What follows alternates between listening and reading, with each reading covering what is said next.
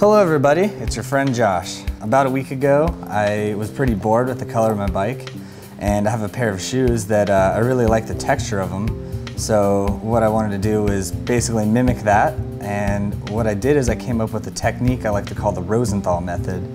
And I call it that because my favorite MMA referee is named Josh Rosenthal, and he just went to prison for having $6 million worth of illegal drugs in a warehouse. Basically, the first thing you're gonna do is prep the frame. On my personal bike, I got some paint stripper and got it all the way down to the raw metal.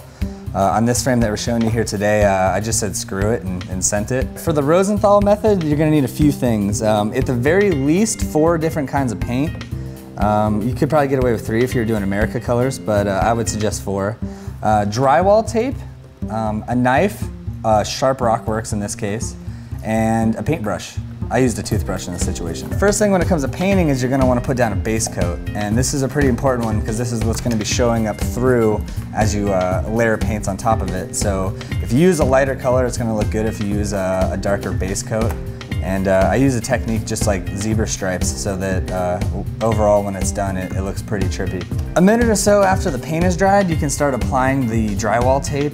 You don't want to go when it's too wet because you'll get paint everywhere, but also it needs to be somewhat wet so the tape sticks pretty well.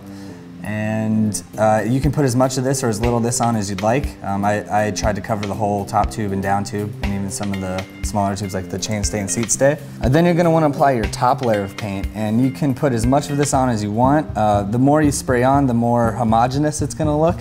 But I almost kind of went with the zebra stripe technique on this. Just do as you please and notice that this is the top layer. Give it a few minutes and then you can go ahead and peel off the drywall tape. This is a pretty cool part because now you get to see the texture that we're trying to accomplish there. It's definitely the most rewarding part of the whole process.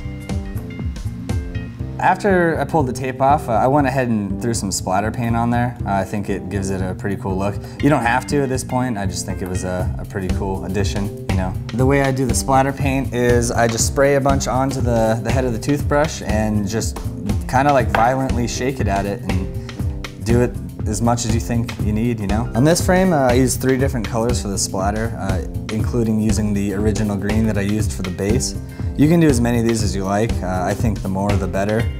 And once you're done with that, satisfied with how it looks, go ahead and throw a layer of clear coat on. I personally didn't on this one, but if you really want it to last for a while, you should definitely add a few layers of clear coat. All right guys, that is the Rosenthal method. If you like it, try it out. You know, if you want me to do it, I can help you out for money. Follow me on Instagram at Josh Betley if you want to see more pictures of splatter paint bikes and a very detailed list of things I would do to pop singer Rihanna sexually. Check out this beetle!